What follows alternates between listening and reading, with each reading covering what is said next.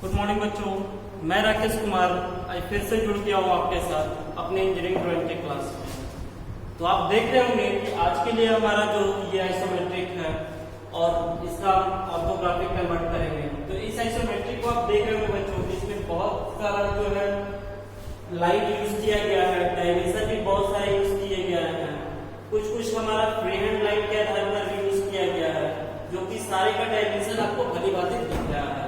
तो चलिए आज हम क्या करेंगे, आज हम भी इसका आइसोमेट्रिक का ऑर्थोग्राफिक कंप्लीट करेंगे, जिस तरह पिछले दो क्लास से रेफरेंस लाइन के माध्यम से करते आ रहे हैं। तो आइए स्टार्ट करते हैं हम अपने ऑर्थोग्राफिक के लिए। तो डायमेंशन आपको पता होगा, जो ये फ्रंट का पोर्शन है, जो कि ये हमारा लेंथ है टोटल, ये टोटल हाइट है और टोटल विड्थ जो आपका है वो आपका यहाँ पर दिख रहा है 50 का 75 एंड 45। फ्रंट की ओर से जब हम देख रहे हैं तो हमारा लेंथ क्या दिख रहा है 75 एंड हाइट दिख रहा है 45, जो कि यहाँ पर पहले से मैंने ड्रॉ कर रखा है 75 एंड 45 का। तो आप देख रहे होंगे कि ये जो आपका फ्रंट के पोर्शन से जो हमारा डायमेंशन होना चाहिए ब्लॉक के लिए, वो वहां पर पहले से बना हुआ है। तो अब हमको करना क्या है, हम देख रहे हैं कि फ्रंट की ओर से देखने पे सबसे पहले हमारा नीचे का ये हाइट दिख रहा है, जिसका दूरी क्या दिया हुआ है 35 mm। तो हम भी क्या करेंगे बच्चों, इस पॉइंट से 35 mm पॉइंट कर लेंगे। ठीक है, 35 mm पॉइंट करने के बाद एक जो हमारा स्टेप जो ये दिख रहा है, जो कि फ्री हैंड लाइन की तरफ से आपको आइसोमेट्रिक में दिख रहा है, लेकिन ऑर्थोग्राफिक देखेंगे तो बिल्कुल हॉरिजॉन्टल लाइन के रूप में ही दिखेगा। तो इसका दूरी क्या है 30 mm। तो हम सबसे पहले क्या करेंगे बच्चों, यहाँ से एक लाइन हम चलेंगे और उस लाइन का सबसे पहले हम डायमेंशन ले लेंगे। तो आप देख रहे हैं कि ये जो लाइन हमने खींचा है, इस लाइन पे हमें दूरी क्या चाहिए 30, ये 30। तो 30 हम यहाँ से पॉइंट कर लेंगे। 30 पॉइंट करने के बाद अगला दूरी हमारा क्या है 15 का। तो इस पॉइंट से हम 15 mm भी पॉइंट कर लेंगे। तो आप देख रहे हैं कि ये लाइन हमारा 30 प्लस 15 ये प्लस 45 तक ही आया हुआ है। तो उसके बाद का जो हमारा लाइन होगा, उस लाइन को मैं यहाँ पे हटाते जा रहा हूँ। ठीक है, तो इस लाइन तक तो हमने आया, लेकिन अब यहाँ पर हाइट हमारा दिख रहा है। तो हाइट ये हमारा कहीं पर भी मेंशन नहीं किया हुआ है। क्यों? क्योंकि जब भी टोटल डायमेंशन दिया हुआ हो और एक डायमेंशन दिया हो, तो दूसरे डायमेंशन को हम खुद से क्रिएट कर सकते हैं। तो आप देख रहे हो कि 45 हमारा टोटल हाइट था और नीचे से ये 35 दिया हुआ था, तो ऊपर हमारा 10 mm बच रहा है। तो इससे क्या करेंगे, इस पॉइंट से हम यहाँ से लाइन एक वर्टिकली लेंगे, जो कि आप लाइन बिल्कुल 10 mm ही बचा है, क्योंकि 35 हमने पहले से यहाँ ले रखा था। तो अब आप फ्रंट की ओर से देख रहे हैं, तो मैं सिंगल ये ब्लू कलर से सारे लाइन को कर दे रहा हूँ। जो हमारा पोर्शन दिख रहा है, उस पोर्शन को मैं एक ही कलर से कर दे रहा हूँ, ताकि आपको अच्छे से दिख पाए। तो अभी तक आपने देखा कि ये वाला पोर्शन आपका दिखा, ये वाला पोर्शन, बीच का ये कटा हुआ स्लॉट, बीच का ये कटा हुआ स्लॉट, और ये दीवार भी आपका दिखेगा। तो ये दीवार का भी हाइट जिस तरह 10 mm ये था, 10 mm ये है। तो इसे भी हमने यहाँ पर 10 mm पॉइंट कर ले लेंगे और इस लाइन को भी हम यहाँ से स्ट्रेट शॉट कर देंगे। तो बाकी के बचे हुए लाइन को, जो हमारा ऑब्जेक्ट का लाइन है जो होना चाहिए, उस लाइन को मैंने क्या किया, ब्लू रंग से कलर कर दिया है।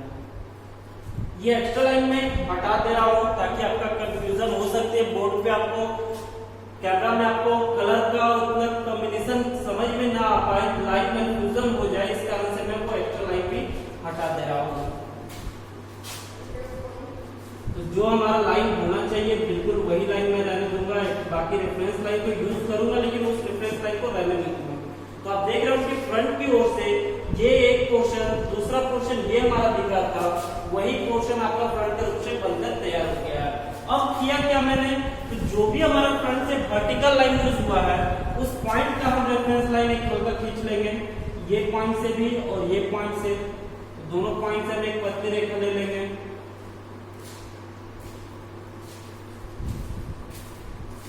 ये देख रहे हैं कि दोनों पॉइंट से हमने एक पतली रेखा यहाँ तक खींच लिया है। अब ये एक लाइन जो हमारा था हॉरिजॉन्टल के रूप में लिया गया था, उस हॉरिजॉन्टल लाइन का भी एक यहाँ से लाइन ले रहे हैं। ठीक है, जो कि रेफरेंस लाइन को मानते हुए चल रहा है। अब हमने देखा कि फ्रंट की ओर से देखने पर जो भी हमारा दिखना था वो तो हमने दिखाया, लेकिन जो हमारा छिपा हुआ भाग है उसे भी दिखाना है। तो छिप क्या रहा है, पहला ये 10 mm हाइट का कॉर्नर है और दूसरा उसके बाद का 10 mm हाइट का कॉर्नर, यानी 20 mm का क्लोज डेफिनेशन आपका हिडन के रूप में दिख रहा है। तो हम यहाँ से क्या करेंगे, नीचे से 10 mm एंड उसके बाद 10 mm पॉइंट कर लेंगे और ये जो स्लॉट है बिल्कुल आर पार है, तो उसके लिए हम क्या करेंगे, यहाँ से हिडन डालेंगे।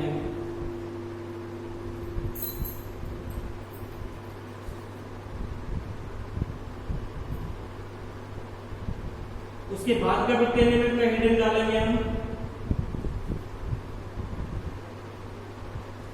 तो आप ये हिडन समझ पा रहे होंगे कि एक कॉर्नर हमारा ये जो छिप रहा था या ये कॉर्नर मानिए और दूसरा कॉर्नर हमारा इसके ऊपर वाला छिप रहा था, वो दोनों कॉर्नर का हमने यहाँ पे हिडन आपको दिखा दिया है। अब हम आते हैं साइड की ओर। तो साइड की ओर आने से पहले हमने दो हॉरिजॉन्टल लाइन हिडन के रूप में यूज किया था, तो उस हॉरिजॉन्टल लाइन का भी हम फॉलो यहाँ पे कर लेंगे साइड में पहले रेफरेंस लाइन के लिए।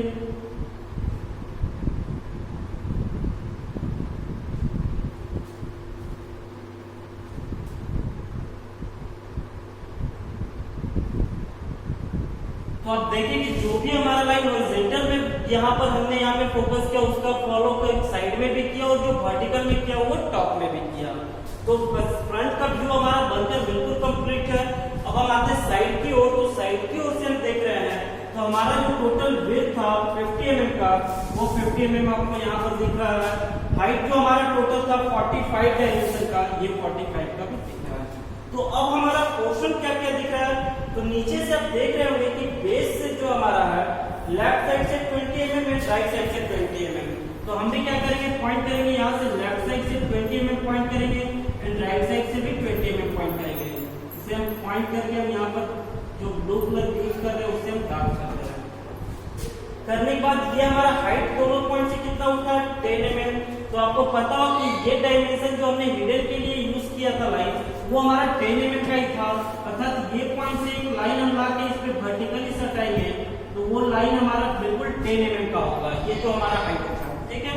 उसके बाद का भी आप देख रहे हैं बच्चों कि नीचे में हमारा गैप दिख रहा है, कितना बच रहा है 10 mm का। ऊपर हमारा 30 चाहिए, यानी इससे 10 और इससे 10 चलेंगे तो ऊपर हमारा 30 हो जाएगा और नीचे का भी गैप हमारा 10 mm बच जाएगा। तो हमें करना क्या है, इस पॉइंट से हम क्या करेंगे 10 mm left side and 10 mm right side. Clear है, दो लाइन तो हमने यहाँ से चला। अब दोनों पॉइंट से भी उठा हुआ वर्टिकल लाइन के माध्यम से हमारा कितने mm में 10 mm में। तो इस पॉइंट से भी हम क्या करेंगे 10 mm इसे लाइन तक टच करवाएंगे और इस पॉइंट से भी 10 mm इस लाइन पर टच करवाएंगे। आप देख रहे होंगे कि ये जो हिडन हमने यूज किया था सेकंड वाला हिडन, वो बिल्कुल 10 mm के बाद का सेकंड वाला हिडन था, जो कि उसका भी डायमेंशन हमारा 10 mm था। और इसी हिडन के माध्यम से जो हमने रेफरेंस लाइन फॉलो किया था, बिल्कुल उसी लाइन पे हमने जाकर टच करवाया, यानी कि हमें मापने का जरूरत नहीं पड़ रहा है कि हमें 10 mm कहाँ तक होगा नहीं होगा। यहाँ तक तो हमने आया। अब क्या किया हुआ है, ये दोनों 10 mm का वर्टिकली जो यूज किया गया 10 mm, ये दोनों 10 mm को एक दूसरे से कनेक्ट कर दिया गया, तो ये बिल्कुल हमारे इस प्रकार से कनेक्ट हो जाएगा। बाकी मैं एक्स्ट्रा लाइन यहाँ से हटाते जा रहा हूँ ताकि आपका पोर्शन भी क्लियर होते चले।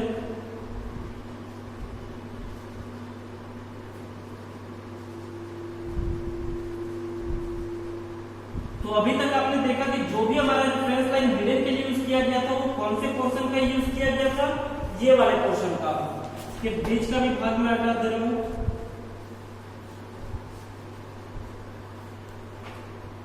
तो अब जाके आपका पोर्शन बिल्कुल क्लियर दिख पा रहा होगा कि साइड की ओर से देखने पर ये वाला जो भाग हमारा दिख रहा था, वो भाग हमारा बिल्कुल निकल आया और बचा हुआ ये भाग भी हमारा यहाँ पर दिख रहा है ना।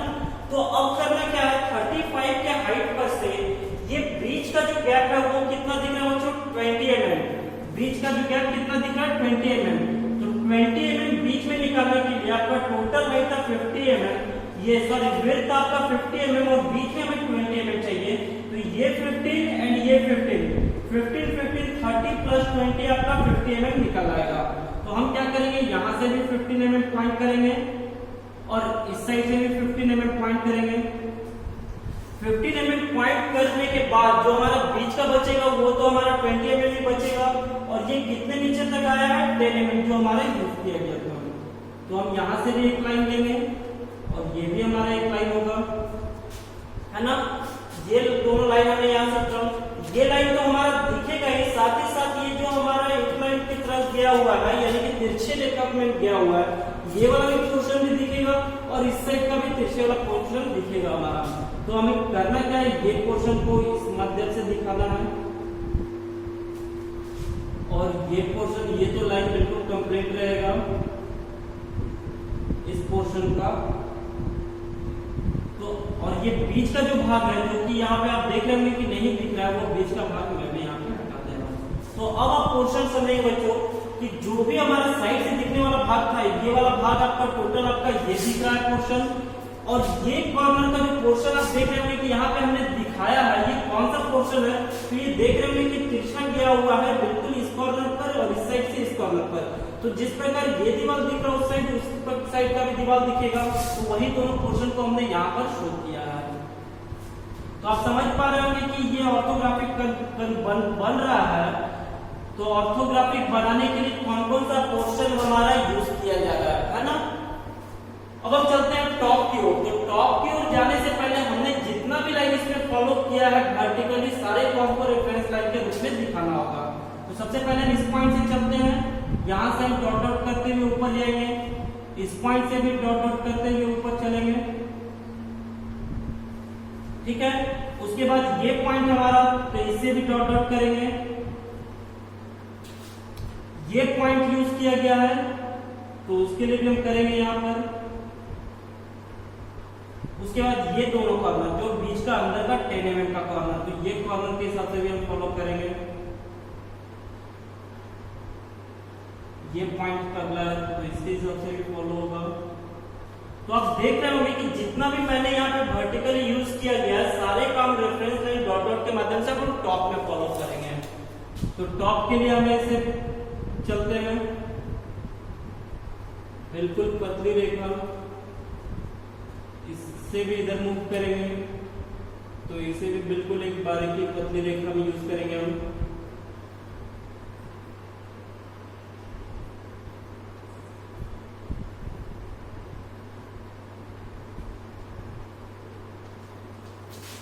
नेक्स्ट पॉइंट जो भी हमारा ऊपर में आया है वर्टिकल के रूप में ये डॉट डॉट किया हुआ वो हमारा टॉप का पोर्शन पे मूव करेगा।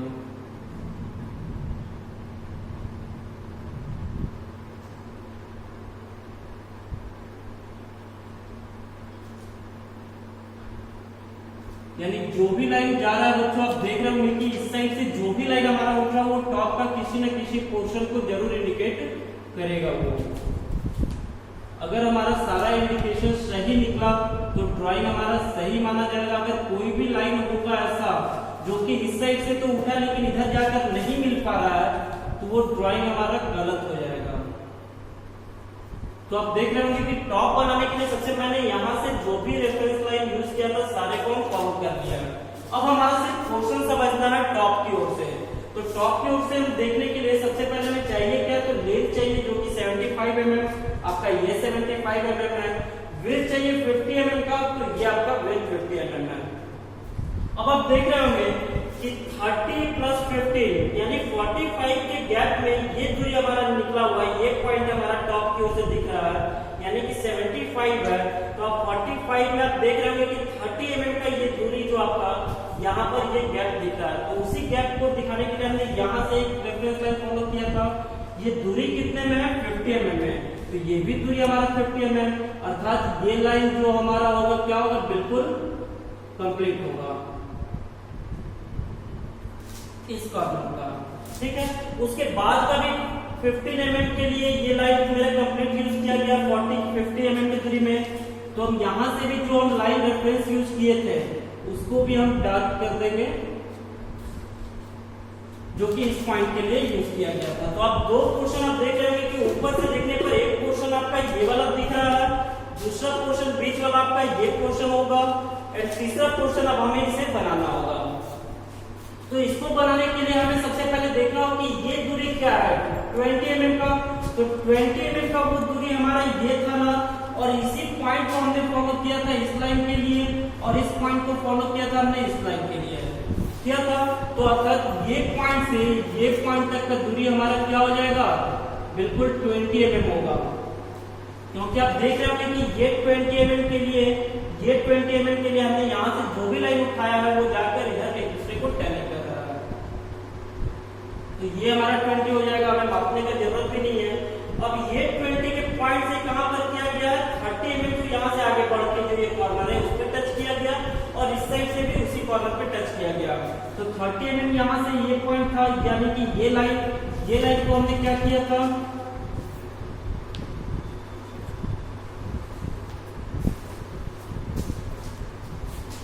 ये पॉइंट को आपने क्या किया कि इस पॉइंट से क्या करना है, एक लाइन इस पर लाके टच करवाना है और इस पॉइंट से एक लाइन इस पर लाके टच करवाना है। तो आप देख रहे होंगे कि ऊपर से देखने पर जो आपका ये शेप दिख रहा है वो शेप यहाँ पर बिल्कुल तैयार हो गया है। अब तो हमारा जो भी रेफरेंस लाइन था हमने यूज किया, अब हमारा बचा कौन सा रेफरेंस लाइन, एक इसका और एक इसका। तो ये दोनों पोर्शन कौन सा पोर्शन है, हिडन पोर्शन है, जो कि टॉप से देखने पे ये दोनों पोर्शन हमारा दिख नहीं रहा। तो उसी दोनों पोर्शन का जो भी हमारा गया हुआ है लाइन वो हमारा कौन सा लाइन के रूप में हो जाएगा, हिडन लाइन। अर्थात ये जो हमारा गया हुआ है 10 mm के लिए और ये 10 mm के लिए, तो ये दोनों 10 mm हमारा कौन सा लाइन में हो जाएगा, हिडन लाइन में। तो सबसे पहले मैं कंप्लीट लाइन को यहाँ से मिटा दे रहा हूँ ताकि आपको हिडन लाइन क्लियर दिखे। तो उस लाइन का मैं हिडन यहाँ पर, तो सबसे पहले हिडन डाला मैंने किसका, इस कॉर्नर का। अब उसके बाद हिडन होगा हमारा कौन सा, इस कॉर्नर का हिडन होगा। तो इस कॉर्नर के हिडन के लिए हमारा कौन सा लाइन किया था, ये पॉइंट अर्थात ये वाला लाइन हमारा हिडन में आएगा। उस पॉइंट पे मैं हिडन डाल दे रहा हूं।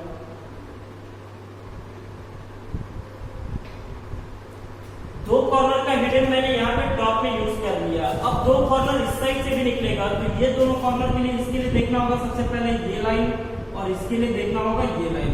तो ये लाइन हमारा कौन सा फॉलो कर रहा है, यहाँ का लाइन, और ये लाइन कौन सा फॉलो कर रहा है, यहाँ का लाइन। यानी कि ये दोनों लाइन जो हमारा हो वो हिडन के लिए यूज होगा।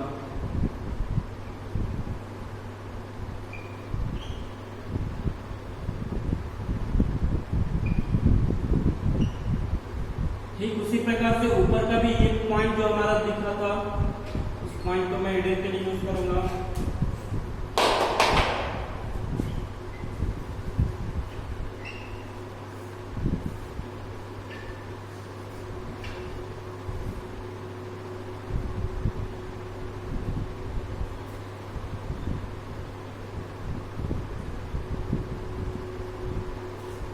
तो आप देख रहे हैं बच्चों की जो भी हमारे यहाँ से लाइन फॉलो किया गया उस सारे लाइन का यूज किया गया। अब आप देखेंगे कि एक लाइन और ये लाइन दो लाइन छूट रहा है, तो छूट नहीं रहा है। जो हमने 20 mm के लिए ये फॉलो किया था वो 20 mm यही कॉर्नर निकालने के लिए आप देख रहे होंगे कि इसी लाइन से हमारा ये पॉइंट मिला है और इसी लाइन से हमारा ये पॉइंट मिला है। तो मैं सब कर रहा हूँ क्या कि इस लाइन को हटा दे रहा हूँ ताकि आपको टॉप का पोर्शन बिल्कुल ही क्लियर रूप से दिख सके। जो रेफरेंस लाइन यूज करना था हमें जिस चीज के लिए, उस चीज के लिए हमने यूज किया। जब हमारा पोर्शन कंप्लीट हो गया तो या तो आप अगर पतली रेखा यूज किए हैं तो उसकी रेफरेंस लाइन को रहने भी देंगे तो कोई दिक्कत नहीं है, या अगर आप मोटी रेखा यूज कर दिए तो उस रेफरेंस लाइन का यूज करते ही उसे आप हटा देना। नहीं तो आपका ऑब्जेक्ट लाइन और उस रेफरेंस लाइन में कंफ्यूजन होगा और आप भी नहीं समझ पाएंगे कि कौन सा ऑब्जेक्ट लाइन है हमारा, कौन सा हमने रेफरेंस के लिए यूज किया था। तो आप देख रहे होंगे कि जिस प्रकार से मैंने रेफरेंस लाइन लेते हुए यहाँ पर टॉप व्यू बनाया, साइड व्यू बनाया और फ्रंट व्यू बनाया, यानी कि हमें टॉप व्यू बनाने के लिए कहीं पर भी कोई डायमेंशन की आवश्यकता नहीं पड़ी। तो आप अच्छी तरह से समझ रहे होंगे, इस वीडियो को आप देखें और खुद से भी प्रैक्टिस करें। तो आज का क्लास हमारा यहीं तक होगा।